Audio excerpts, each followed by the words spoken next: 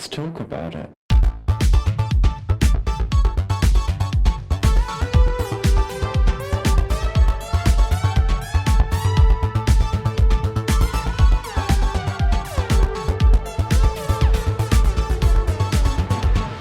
Hello and welcome back to Thicc Radio, the award-winning podcast where we talk about gaining, fetishism, and everything plus size. I'm James.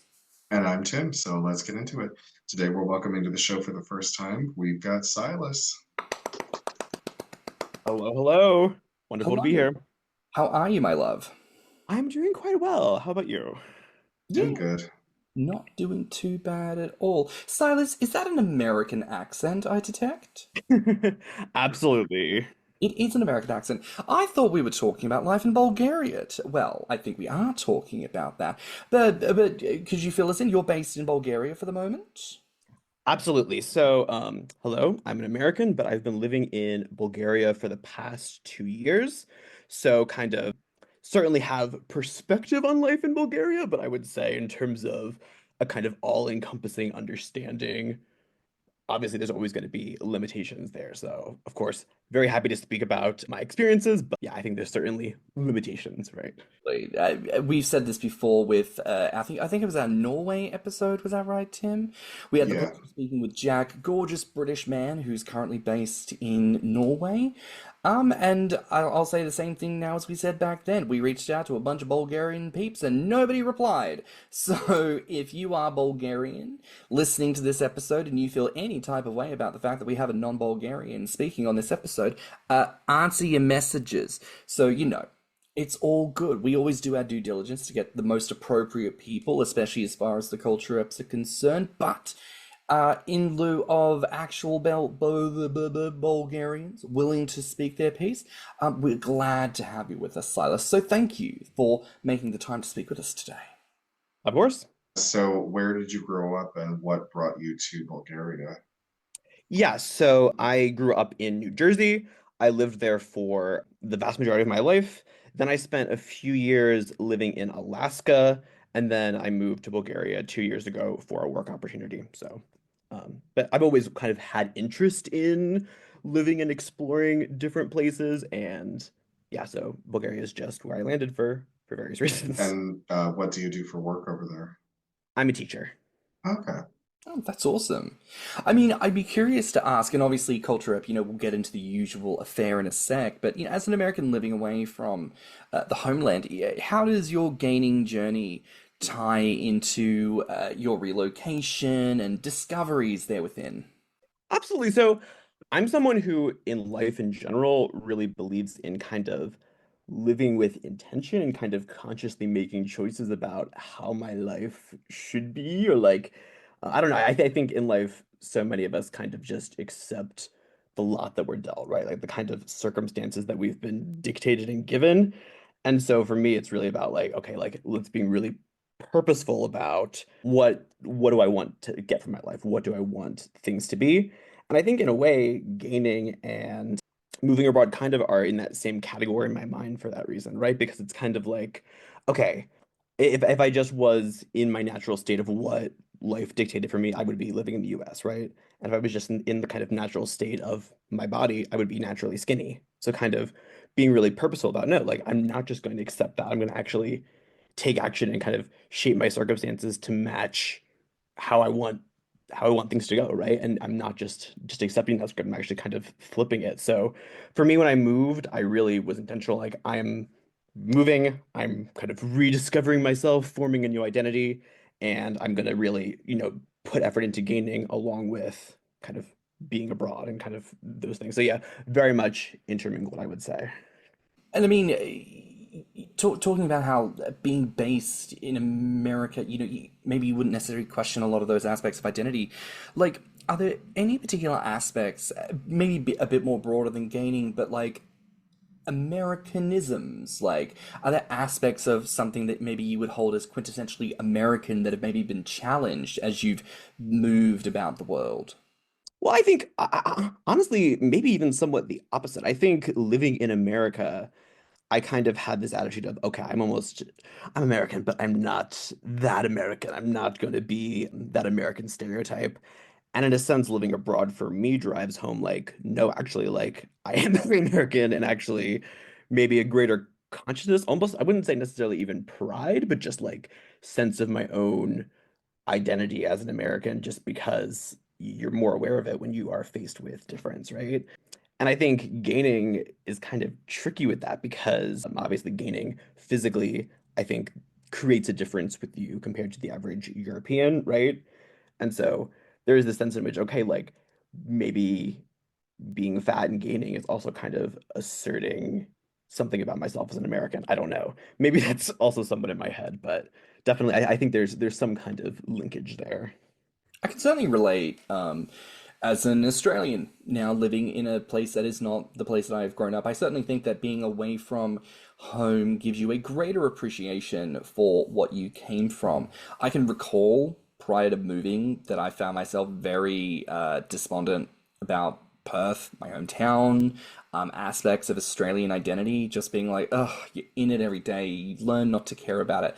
And then there really is something about when you are away and then you come across people who are also from your homeland. Like, I never thought that hearing an Australian accent in an office space would turn me into the person who goes, oh, is that an accent I detect? Are you Australian? Oh my God. And then suddenly you're just like bantering reference points because all of a sudden these things matter when they had no context of mattering before. So I certainly think, and I wonder, any listeners out there who similarly have moved away from home, homeland more specifically, I wonder if people can relate to that, that sense of ironically being away from makes you realize a sense of pride in a way. Like distance makes the heart grow fonder. Bury that. Absolutely, 100%. I mean, the amount of excitement I feel if I'm just like sitting on the metro and I'm like, ooh, I hear an American accent, like actually a little bit of home, just because that's not what I come to expect. But then also there is a little bit of like, I think America in particular is very visible in Europe and very especially, I mean, we could speak about American politics and kind of all of that situation, right? And so it's kind of like, okay, I'm allowed to criticize America, but this constant negativity from abroad can get quite frustrating when it's like, okay, why are we criticizing something when we have also our own issues that maybe we do not reflect on and we have this very, in my opinion, limited perspective. So it's interesting. Like I feel like I never would have said that a few years ago just because I'm so kind of in the middle of being American, but I think it's very complicated and it's kind of like that metaphor with like fish. Like if you're a fish just swimming in the water, you're not aware of the water because the water is just everything you know, it's your whole perspective. Whereas I think it's really valuable as human beings in general to kind of put yourself outside of that perspective and kind of look at things not objectively, but just from a different point of view. And again, just before we get into the meat of the more gaining specific tropes of the episode, I would be curious to know because as with this series, we talk to people from all around the world, and obviously we talk about what is the reference point for fatness and gaining. What are those communities like? And again, I think one of the things we'll touch on are maybe some stereotypes about Bulgaria and maybe tropisms from within the space, but I certainly have gotten the impression from maybe one could say the Balkan states that Yes. queerness in general is not handled in a positive light. Mhm. And again, obviously you're speaking as an external source here, but in the 2 years in which you have lived and operated in Bulgaria, please share what have your experiences been in regards to queerness in Bulgaria? Yeah, so I think it's definitely very complicated. Obviously, if you Google Bulgaria, you're instantly going to read all kinds of horror stories about LGBT people and how challenging it is, and that it generally does not seem to be a positive place. I wouldn't say that's necessarily my experience, but I definitely think, like you mentioned, it's very, very different for me, right? Being an American living in Bulgaria versus a Bulgarian with Bulgarian family and Bulgarian friends and all the kind of baggage that goes along with that, right? Certainly in terms of like PDA, for example, if I'm walking with my boyfriend in a random park in Sofia, I'm very much like, okay, we cannot be as public as I would be living in the US or, we're walking and holding hands and someone kind of comes up and we're kind of withdrawing. So that's kind of sucky at times. But I would say in terms of the population, the majority of Bulgarians either have the mindset of, I don't necessarily care, like I'm kind of just living my life, and for a random stranger, it's not really my business to think about what they're doing with their life.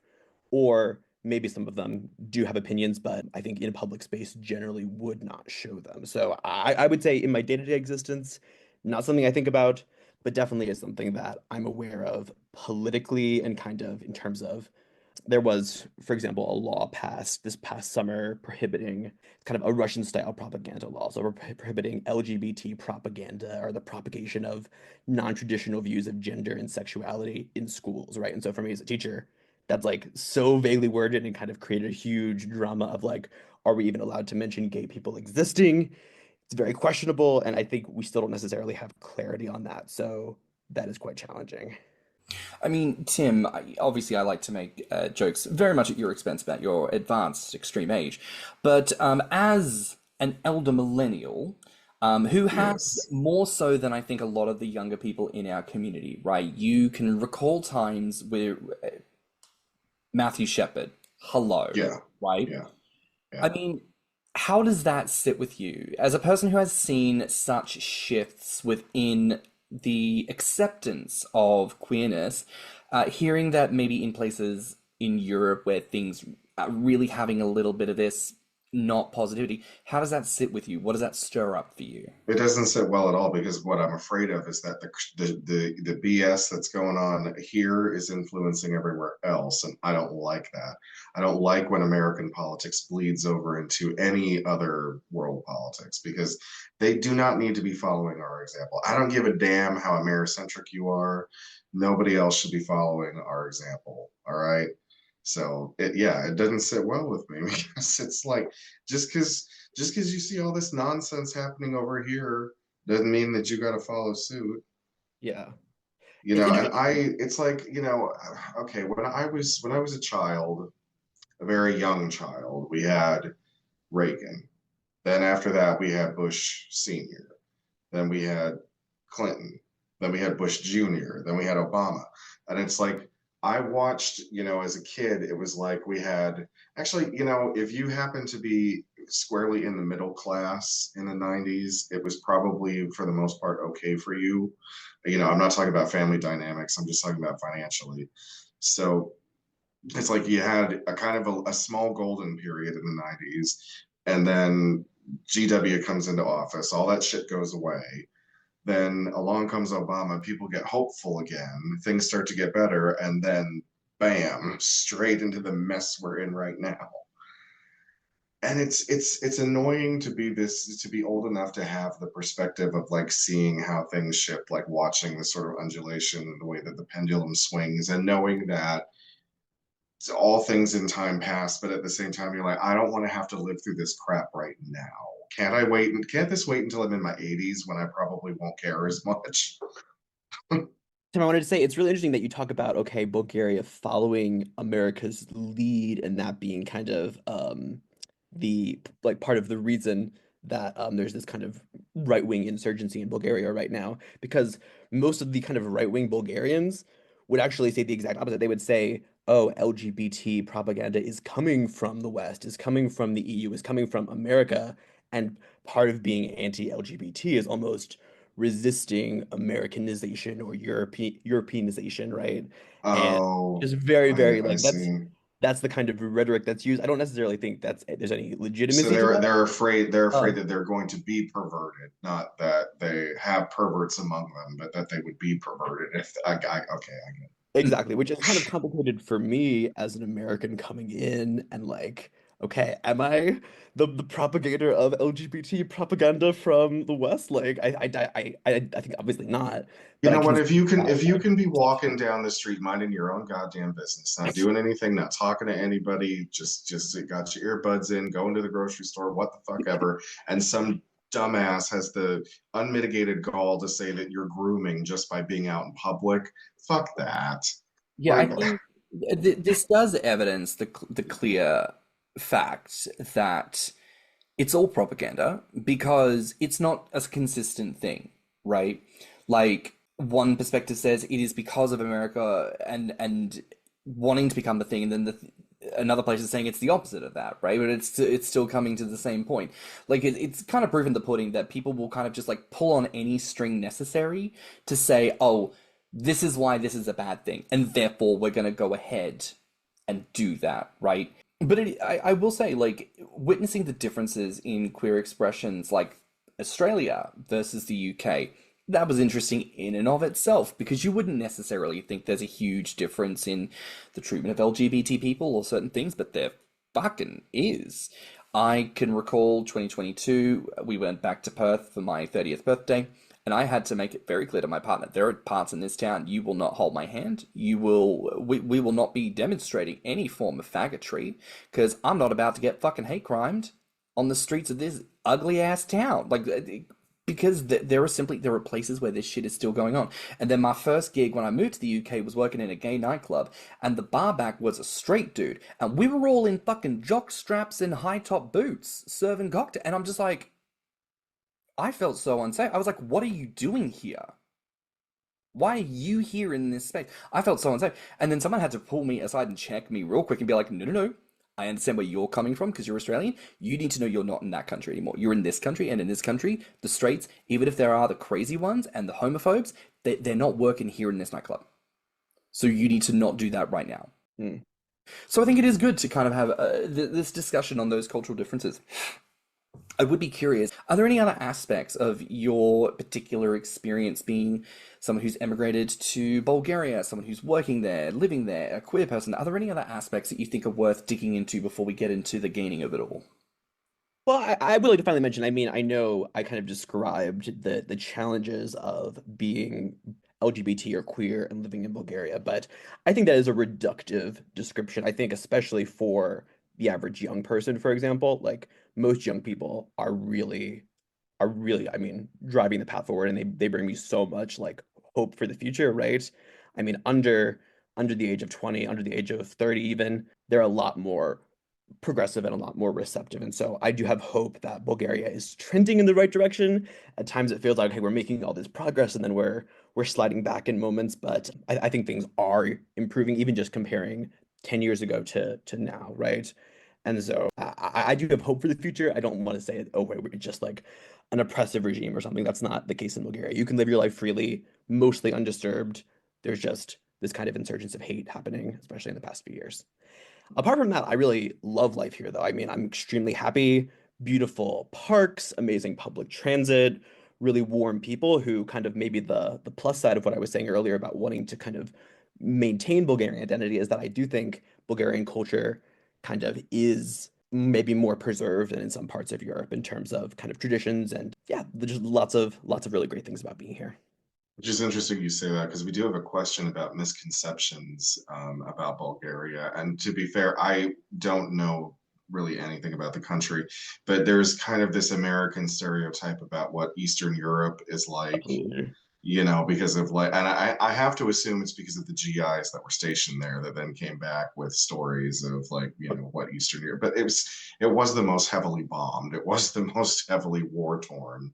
So anyway, but yeah, I don't know much about it other than again that vague idea of things are run down, it's not well maintained, the buildings are like extremely old and falling apart. Absolutely. And I think, I mean, there is some truth to that, which honestly, I don't necessarily even mind, like the kind of infrastructure elements, right? The sidewalks are sketchy in places, absolutely, especially when you get outside of Sofia city center or when you get into smaller villages. Like, I think there's elements of truth, but the idea that everyone in Bulgaria is kind of living behind the Iron Curtain still and is depressed and economically downtrodden and just kind of living their gray sepia-toned lives with scowls on their faces, like that is Were they even absolutely. a part of the USSR?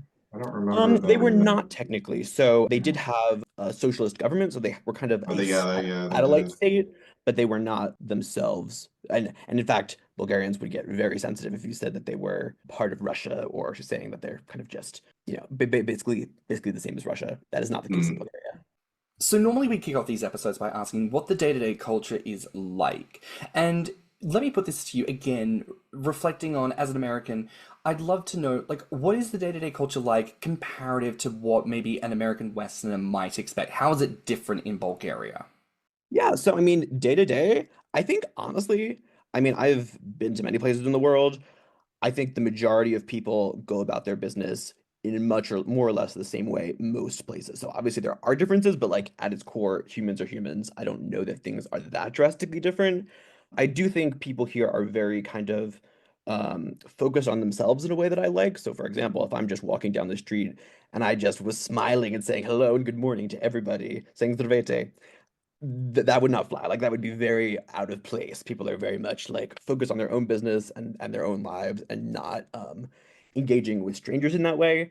Obviously, once you have Bulgarian friends or Bulgarian colleagues, that's a different situation. But yeah, so very kind of focused in that way. James Um, has mentioned that before. He said, "Girl, you'd love it over here. Everybody minds their own business. Nobody tries Yes, to talk ma'am. to each other. Nobody tries to engage." Yes, Like, ma'am. exactly. It is. it's like the introvert's paradise. It's like perfect. Nobody wants to talk. It's so funny. Like, I think some people have expressed, especially back home, that sense of, oh, I would feel nervous coming to London. Not because it's necessarily just a big city, but because the crowds, the people, it's so busy, it's so loud. And I'm like, you have never felt more alone in your life than in a sea of people walking in one direction. It is magical. I put my headphones on.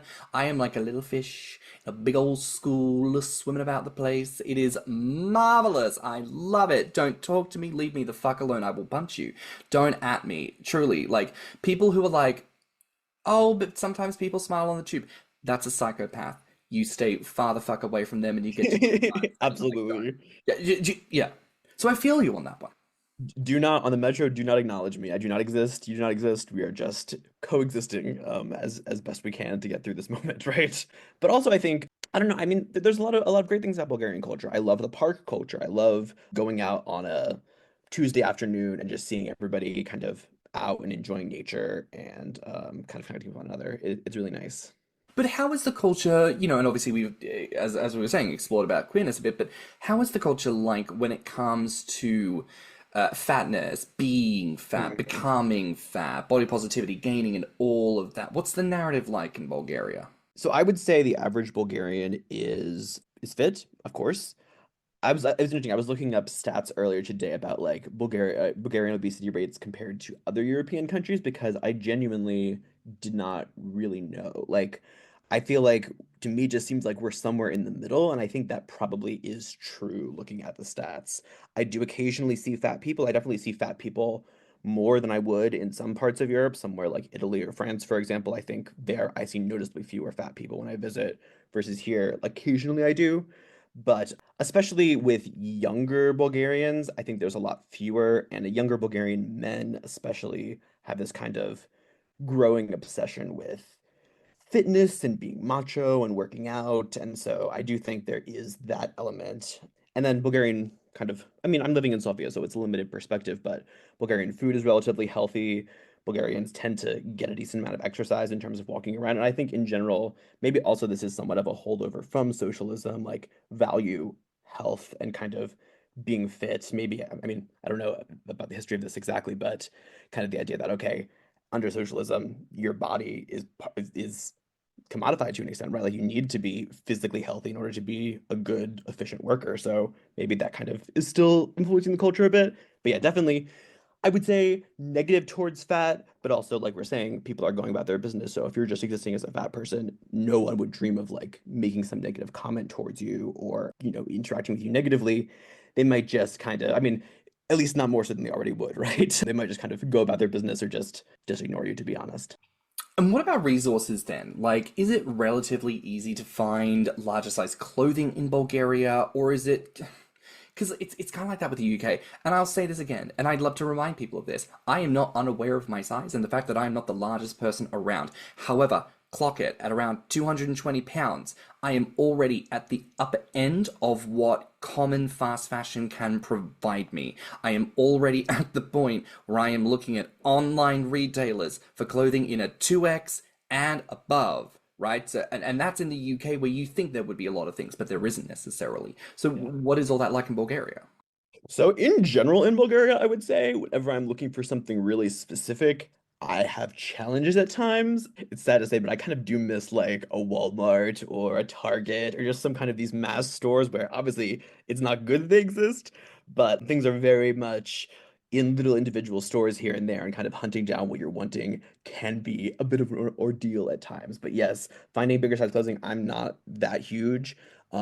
Pretty much pants do not go past 38s. In fact, I've never found pants greater than 38s in stores here. And shirts, you can find them up to, I've even seen 3X and 4X, but that's not common. Most often, like you're saying, it ends at 2X. So definitely, it's interesting. I do see bigger people here occasionally, and I'm like, where are you buying your clothes? Is everyone just ordering from online, or like me buying when they're traveling in other countries? Because I really don't know. That's a good question. But yeah, I would certainly say to people who come to the UK and want to do fashion in any way, shape, or form, you've got Primark. Obviously, there's the Primani experience of it all. And you will have retailers like M&S will do some stuff, or wherever like big retailers will have like their own like clothing op as a part of the big thing. But largely, if you were thinking, oh, I need to go out and buy a new outfit, I need to buy a suit, I need to buy something, you're not going to go to a gigantic department store, and you are actually going to be relatively limited.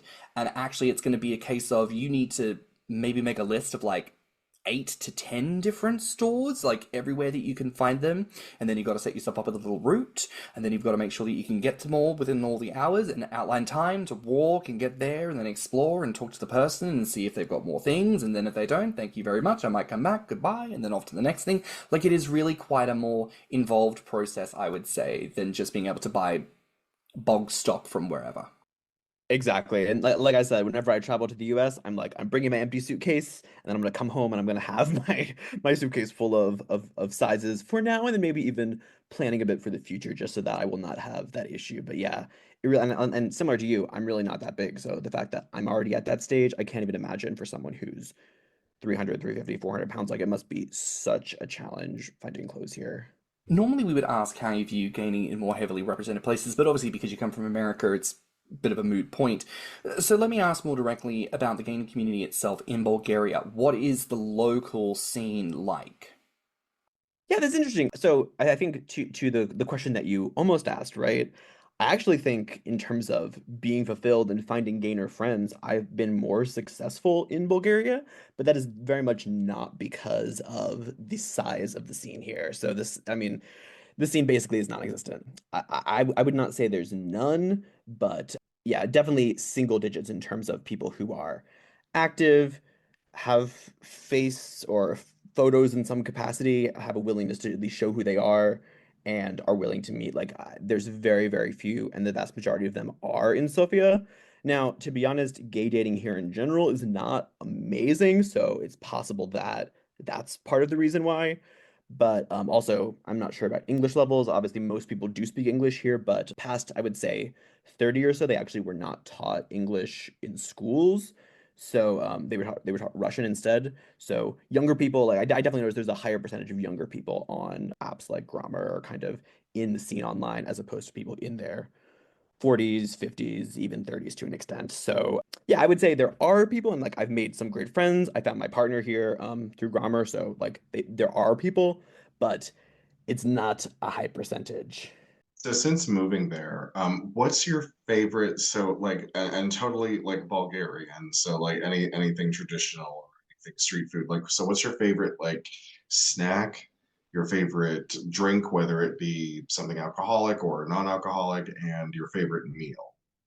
Okay, so my absolute favorite Bulgarian dish is called Chusky Burek, and basically it is kind of a vegetarian dish, these peppers that are stuffed with cheese and egg and then fried. Absolutely phenomenal. I have it every time I see it on a menu. Absolutely delicious. And usually eaten as kind of an appetizer. I also quite like they have got lots of really good grilled meats. So like kebabche with lutenica. Lutenica is kind of this pepper dip. I would compare it to a really kind of much, much better version of ketchup, but quite delicious. You also asked for what for snack? Yeah, yeah, like something you could buy in a store, maybe like something akin to potato chips Or like a candy. or candy. Candy, I'm not sure about. The kind of traditional example of this would be banica, which is the Bulgarian national pastry made from layers of phyllo dough and kind of sirene, which is Bulgarian white cheese, and then Bulgarian yogurt kind of layered, and then oftentimes different flavorings as well, pumpkin, banitsa, or various other flavors. So that is so delicious. If you come to Bulgaria, definitely try the banitsa. Really, Yeah, really good. yeah. And also, I would say Bulgarian yogurt is phenomenal. Bulgarians are very proud of their special bacteria that creates yogurt that is unlike any other yogurt in the world, supposedly. I don't know, but has all these Hmm. supposed medicinal and health properties. And for drink, I would say this is not unique to Bulgaria, but ayran, right, the kind of yogurt beverage, quite popular and quite delicious. I know it's also, I think, the national drink of Turkey. So, like normally we ask a question like if it's a, someone who's like native to the country, if there was any specific like Bulgarian characters that influenced their gains. Knowing that you grew up in New Jersey, like I'm sure that you probably wouldn't really know like any specific Bulgarian characters. But maybe you do. And if not, were there any that influenced you as a kid? Like we talked about cartoons in the 90s and the influence that they had on us. So, like, did that also influence you? So I really can't speak to yeah, like Bulgarian celebrities or fat people in the media. I asked my boyfriend about this because I was kind of like just wanting to know, like, yeah, like, are there any fat celebrities or any people? And he said he really couldn't think of any either. So, from my perspective, I don't know if they're just non-existent in Bulgarian culture. Neither of us are really celebrity people who like keep up with that, so I can't comment on that. But yeah, very interesting if there's not. I think that may be quite telling about how fatness is viewed in Bulgarian culture. In terms of examples from like my growing up, I would say the same examples that we've all heard peddled out so many times. I mean, the kind of certain cartoons, the Santa Claus. I don't need to rehash what we've all already heard, but yes, Yeah, the sort of the same as Gainer what we've all lexicon, the Gainer exactly. library of childhood references.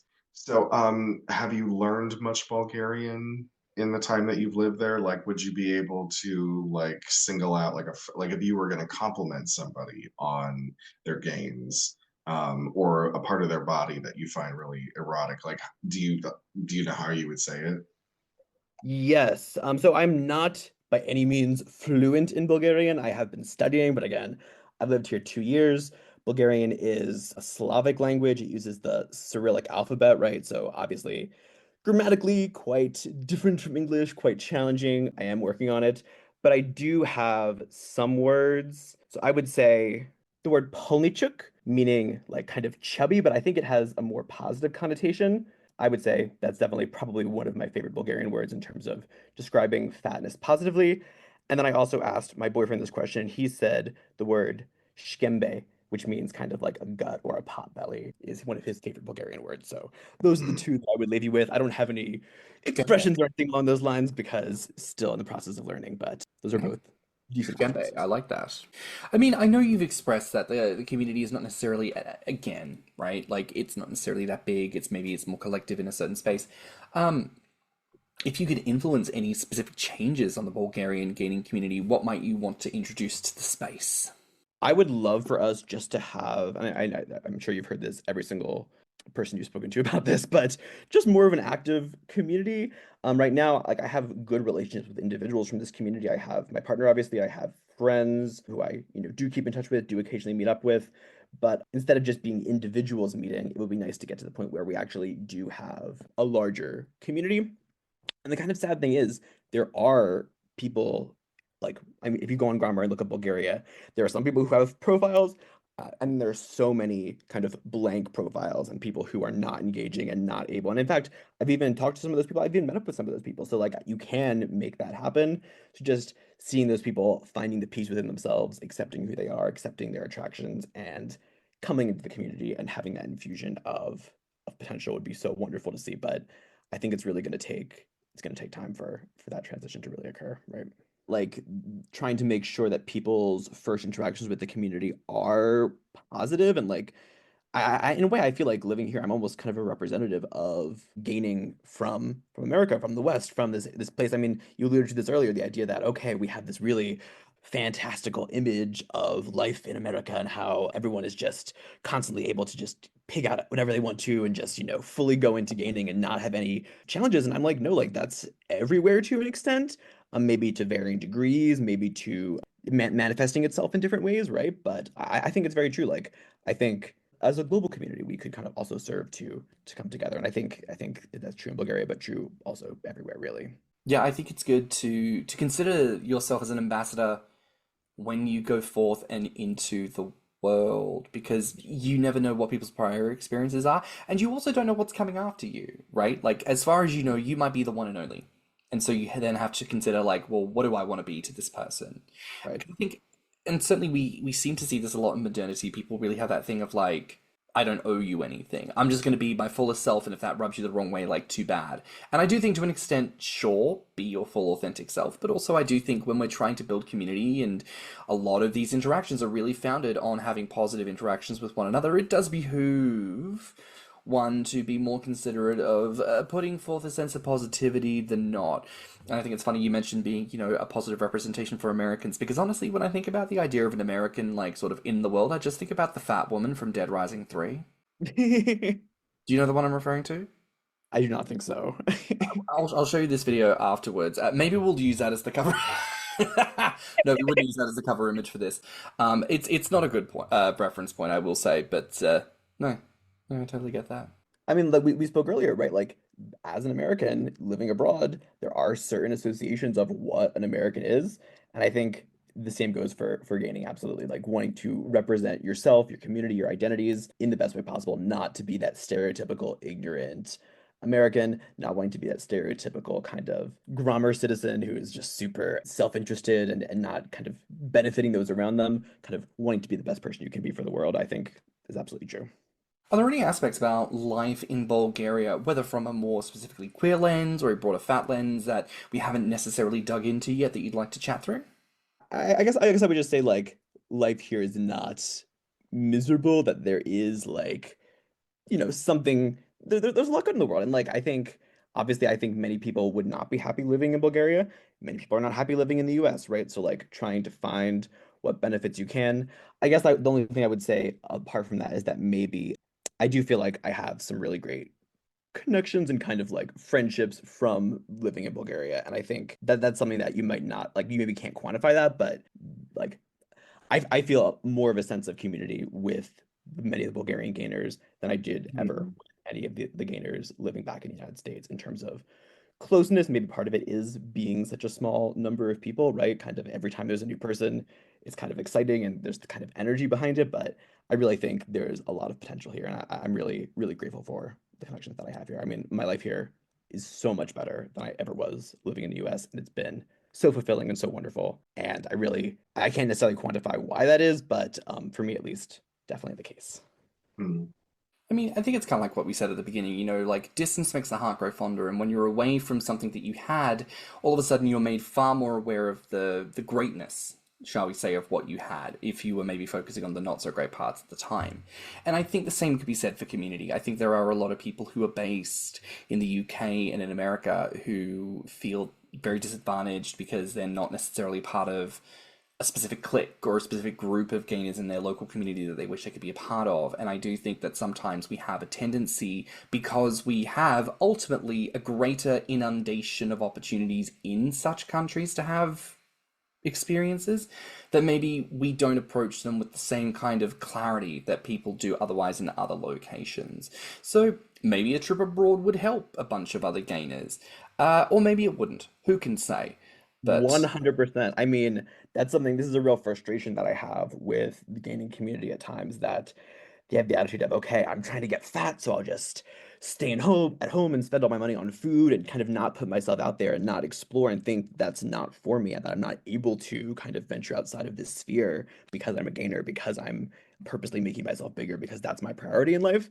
And I'm like, no, like I refuse that. Like, is it the case that maybe if I was sitting home in the US in my apartment every day, just eating, that I could be bigger than I am now? Possibly. I probably do get more exercise kind of walking around the city. I probably would have maybe more opportunities, so to speak, more people just by sheer numbers living in the US. But I think that's not the case. I think you need to put yourself out there because reality does not follow the narratives that we've constructed in our head, right? Like you can't say, I know what it would be like to live somewhere, or I know what it would be like to travel somewhere without actually having experienced it for yourself. And oftentimes things are not what you would expect. You would not think that I would have more success kind of with a gaining community living in Bulgaria, but I have for various reasons. And I think it's just impossible to know the true nature of the world without putting yourself out there. So I would say to all gainers, to all people, if you want to travel, if that's something that is of interest to you, I think could be extremely edifying and extremely worthwhile. And you should not cut yourself off from opportunities just because you have a certain perception of this is what fat people do, or this is what I need to do in order to kind of exist as I am. Right? I love that. I think that's a great place to leave this episode. Silas, thank you so much for your time today. This has been an absolute pleasure. It absolutely has. Thank you so much for having me. I really enjoyed our conversation. Yay! Now, where can our listeners find you online? Yeah, so I am on Grommr. My username is reallyintofat. And then also I do have an Instagram, reallyintofat. Not the most updated currently, but yes, that's where you should find me. Wonderful. Well, that's a wrap for now here on Thicc Radio. Please remember to like and subscribe, rate us 5 stars, and leave us a good review. Now, if you liked this episode, the podcast, our guest, or just us in general, please share it with your friends and encourage them to tune in. You can find me on Instagram and BlueSky at stannnum. And you can find me on Instagram at ThiccMouse and Grommr at Orpheus. You can also look us up on Instagram, YouTube, and TikTok at Thicc Radio, or at our website at podpage.com/Thicc Radio. If you want to become a financial supporter of the show, you can donate to our PayPal, and you can always write to us at thethiccradio@gmail.com. So until next time, bye, Fats. Bye, Fats. Bye, Fats. Let's talk about it.